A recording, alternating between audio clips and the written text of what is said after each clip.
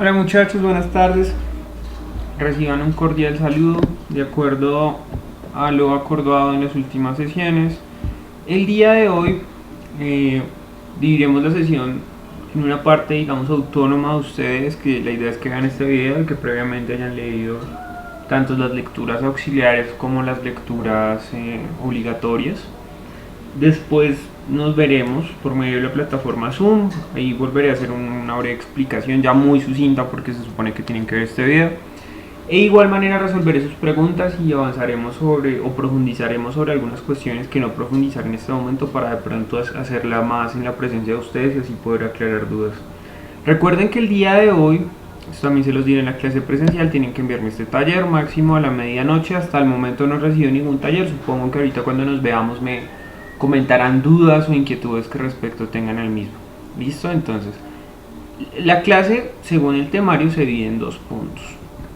El primer punto es la continuación de la legitimidad social del derecho, son unas conclusiones muy puntuales de las cuales ya vamos a hablar. Y vamos a ver el tema de la eficacia simbólica del derecho. Para eso tenemos dos lecturas, una lectura y el taller. Entonces tenemos tres lecturas. Pues cuatro. Las dos del taller, que previamente ustedes ya las tienen, que son la del profesor Mauricio García Villegas, la de mi autoría y la del profesor Oscar Agudelo. Para eficacia simbólica tenemos la de Mauricio García Villegas, que ustedes ya la tienen. Y para continuar con el tema de la legitimidad social del derecho, quien desee profundizar, la lectura que previamente ya les había enviado de la maestría en teoría y elaboración de las normas de la UBA, la eficacia social de las normas jurídicas de Rubén Donsi. Entonces, es bastante ilustrativa y también es una lectura bastante corta que les puede ayudar a comprender el fenómeno de la eficacia social. Entonces, digamos que terminando el tema de la eficacia social, nosotros habíamos dicho que el derecho es eficaz en la medida en que la sociedad lo cumple y la sociedad lo cumple por lo que es legítimo. Entonces, digamos que sobre este punto vamos a ver unos factores muy en concreto que contribuyen a que efectivamente exista una eficacia social del derecho. Estos factores básicamente son los siguientes. En primer lugar, las personas creen en el derecho y cumplen el derecho en la medida en que exista una autoridad y un prestigio legislador. Tengan en cuenta que esta autoridad y este prestigio no se logra de la noche a la mañana, sino se muestra realmente que efectivamente el legislador haga su trabajo para el cual pues es contratado. Es decir, principalmente el legislador, dependiendo del modelo que se tenga, es decir, es un modelo, por ejemplo, como el inglés o un modelo como el francés. Vemos que nosotros adoptamos un modelo francés. En el inglés la principal preocupación del legislador es hacer control político y la segunda preocupación es la elaboración de las normas. Acá funciona al revés. La primera función que tiene el legislador es la de elaborar normas y la segunda es de control político, pero pues son dos funciones que tiene el legislador.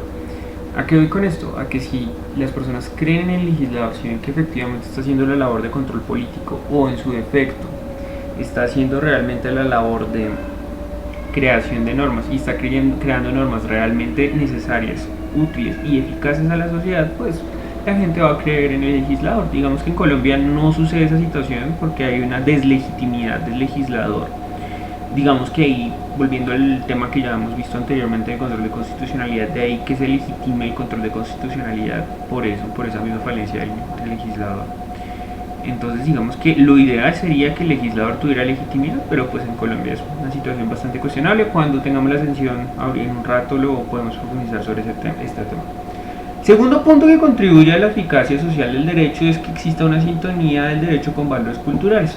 Sobre el particular yo les he hablado ya previamente de lo que se conoce como trasplante normativo o como lo diría mi profesor de Derecho Comparado, el flujo normativo. Entonces, esto parte de la idea de que en algunos estados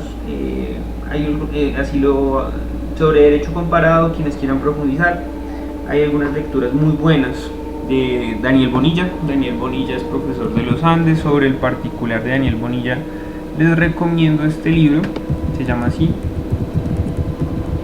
Constitucionalismo del Sur Global. Es un libro bastante interesante, ahí aborda algunas cositas de derecho comparado en derecho constitucional, muy bueno.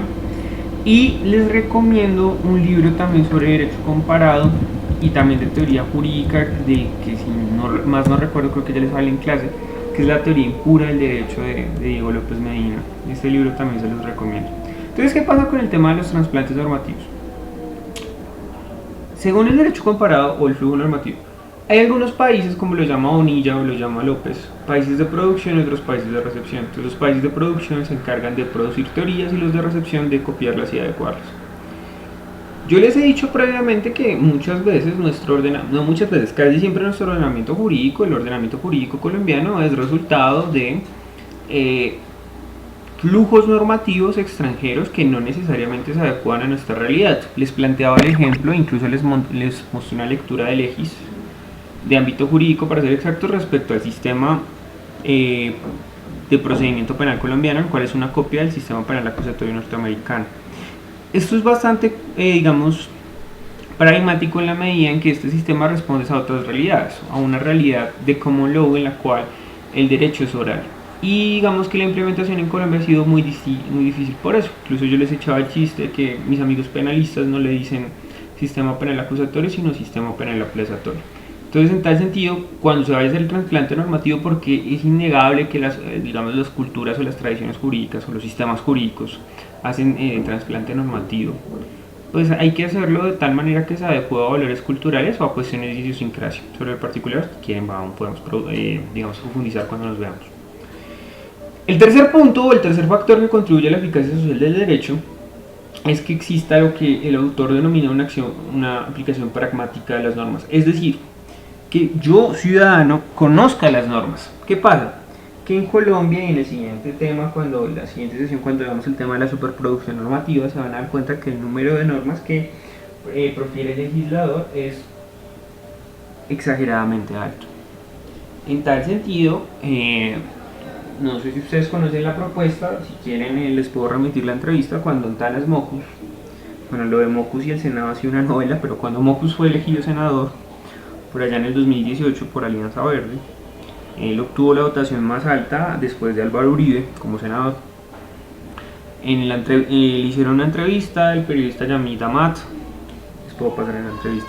Y en esa entrevista le preguntaban a Mockus cuáles eran sus proyectos de ley al Senado, y hizo una propuesta bastante interesante, pues teniendo en cuenta el contexto colombiano. Él decía: yo quiero que en las normas jurídicas que exponga el legislativo aquí en adelante no salga simplemente se obedezca, se cúmplase, sino también comuníquese a la sociedad, es decir, haya todo un proceso de socialización de las normas para que las personas realmente conozcan las normas. De nada sirve que existan normas y que sean aplicadas por el Poder Ejecutivo, por el Poder Judicial, si estas normas no son conocidas por sus destinatarios.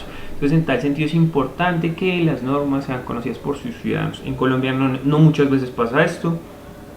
Digamos que con la Constitución del 91 se intentó algo, pero sobre el particular podemos hablar. El cuarto punto es que la aplicación de plazos para la aplicación de las normas, es decir, esto también se relaciona mucho con el 3 en la medida en que si vamos a expedir una norma, lo importante es que esta norma no entre en vigencia de una vez, sino hasta el punto en el cual las personas la conozcan. Sobre el particular hay un ejemplo, y es el Código General del Proceso, el cual empezó entrando en vigencia por, distritos judiciales, después de una jornada de capacitación a los funcionarios, pues para que entendieran los cambios que habían respecto del Código de Procedimientos Civiles. En Colombia sí se ha intentado, pero digamos que también es paradigmático eso. El quinto punto es la eficacia de los órganos jurisdiccionales y ejecutivos, es decir, así como el legislador tiene que tener prestigio, pues los jueces también. En Colombia pues hay bastantes disonancias porque los medios de comunicación a veces interfieren en las decisiones judiciales o las tergiversan. Entonces, muchas veces hay errores judiciales, pero a veces no necesariamente. El claro ejemplo de eso, de la deslegitimidad del pueblo de los jueces, es por ejemplo todo lo que tenga que ver con medidas de aseguramiento, como el tema de la prevención, de la prisión preventiva, una medida de aseguramiento. Es decir, poner a una persona en un centro carcelario antes de que sea condenada. Esto es bastante cuestionable porque muchas veces a estas personas se les deja libres por una figura que se llama el vencimiento de términos. Eso tienen que verlo en su clase de procedimiento penal. Pero aquí voy. a que este tipo de situaciones, sin conocer por qué, digamos, existe la figura o de quién fue la negligencia, culpan inmediatamente a los jueces.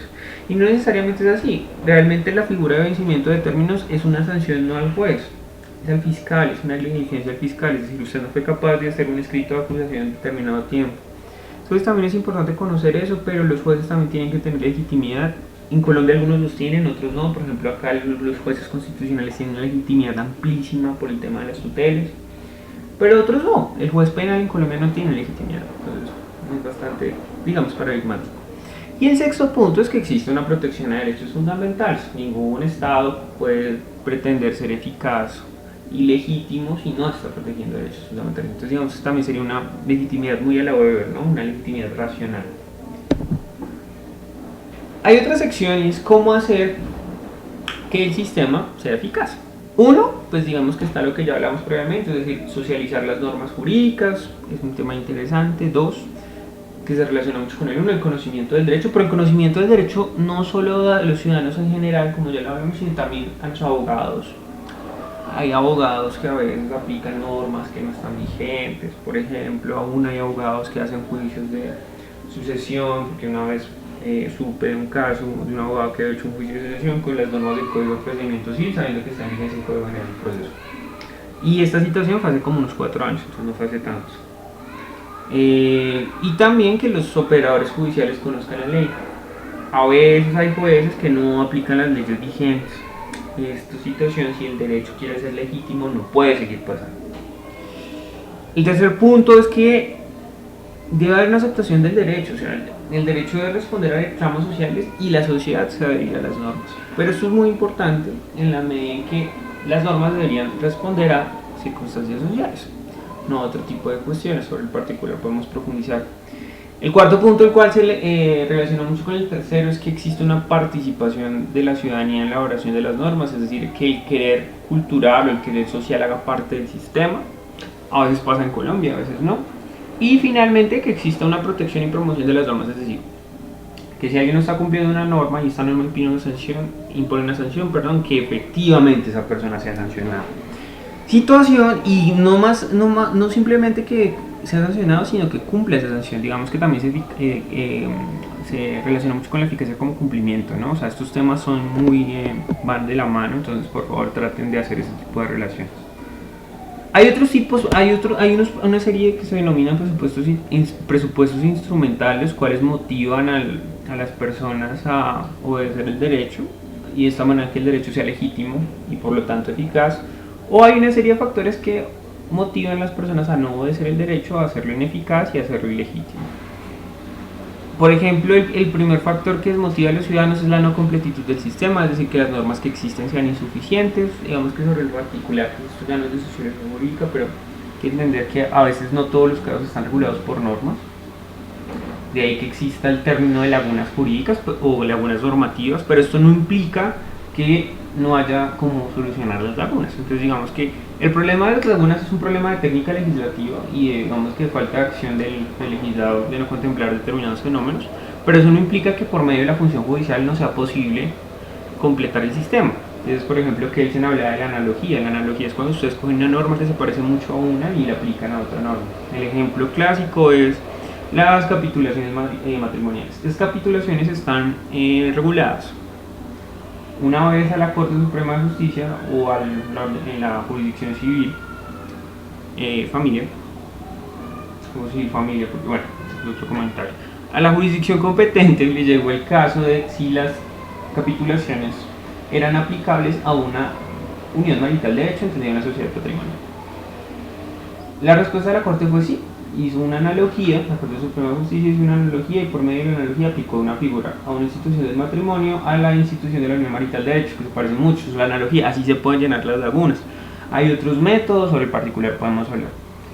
El segundo punto es que las normas sean ilegítimas en la medida en que no respondan a clamor social, es decir, que la sociedad lleve pidiendo muchos años la expedición de la norma y esto no se haga.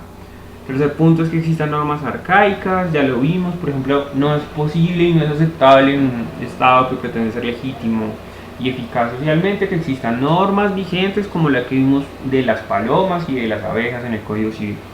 Eso no es admisible. Y el cuarto punto es que existan normas inaccesibles, es decir, normas que su cumplimiento es muy difícil. En particular podemos profundizar, pero piensen por ejemplo en la situación que pasó con Serpilo Paga. Si bien es cierto Serpilo Paga pues fue algo bueno, hubo casos en los cuales los beneficiarios ni siquiera tenían cómo llegar a votar a poder hacer efectivo el dinero de la beca, entonces faltó, digamos, como prever eso por parte del Ejecutivo. Y hay otros presupuestos que motivan a la ciudadanía a obedecer el derecho, por ejemplo una buena técnica legislativa, es decir, que las normas se hagan realmente en un proceso de liberación y no fruto de un querer, digamos, banal o de intereses particulares. Los que quieran profundizar sobre técnica legislativa, yo dentro de las lecturas les envío un libro de la universidad, lo podemos buscar acá para que tengan profundidad. Se llama, denme un segundo.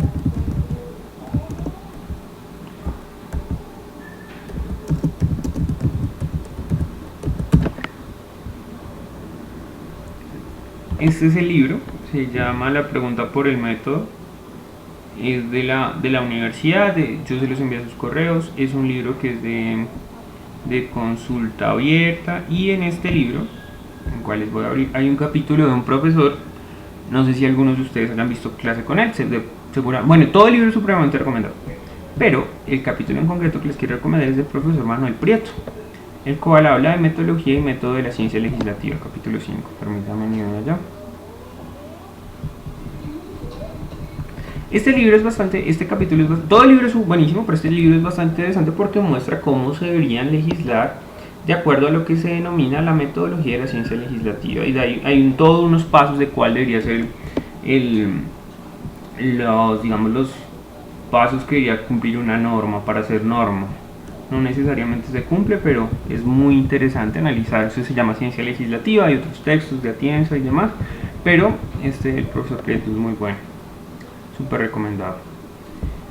A eso hace referencia la técnica legislativa.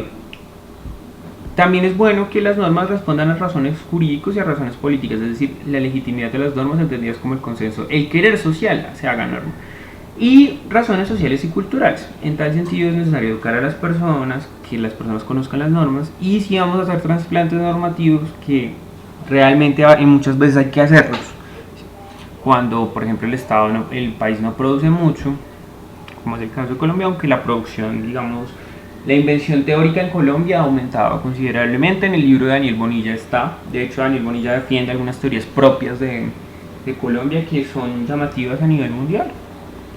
Incluso ese libro de constitucionalismo del sur global, la primera edición salió, no recuerdo si fue en Oxford o en Cambridge, pero salió en una universidad de estas en inglés, y eso tiene pues cierta ventana a las teorías colombianas, ¿no? Y en estricto sentido estos serían los presupuestos que harían que el derecho sea eficaz socialmente. Ahora bien, ahora nos compete ver la eficacia simbólica del derecho. La eficacia simbólica la vamos a ver ahorita les voy a profundizar, pero simplemente para que vayan teniendo una idea. La eficacia simbólica se diferencia de la eficacia real del derecho en la medida en que no tiene un papel material, es decir, no cumple una finalidad material. Por ejemplo, si no está ni con la eficacia como cumplimiento, ni la eficacia como éxito, ni la eficacia como aplicación, o sea, cumple solamente un símbolo de que el derecho está funcionando, pero no necesariamente es así. Hay un ejemplo muy curioso y es la sentencia T-153 de 1998, eso de pronto nos ayuda a clarificar el concepto. Esta sentencia es muy famosa porque seguramente ustedes en sus cursos de Derecho Constitucional vayan a ver algo que se llama el estado de cosas inconstitucionales. Y esta sentencia habla de eso, del estado de cosas inconstitucionales, pero de un problema que ha pasado en Colombia, que incluso hace poco hubo noticia, y es el hacinamiento carcelario. Entonces esta sentencia pero realmente debería ser una SU porque reúne dos expedientes. Acá está la sentencia, magistrado ponerte Eduardo Cifuentes, ya es una sentencia viejita. Entonces reúne dos expedientes y cuenta la historia de dos presos. Acá están los antecedentes, un primer preso desde la Cárcel Nacional de Bellavista de Medellín, ahí está el nombre del señor, y acá hay otros. Entonces el caso básicamente es que estos presos están contando que en las cárceles en las que habitan hay un hacinamiento carcelario, que en un pabellón para construir inicialmente para 20 personas hay 100 personas, que están sometidos a tratos inhumanos, que bueno, etcétera. Muestran, o sea, relata realmente cómo funciona el tema de las cárceles. Quienes quieran leerlo se las recomiendo, es una sentencia muy interesante.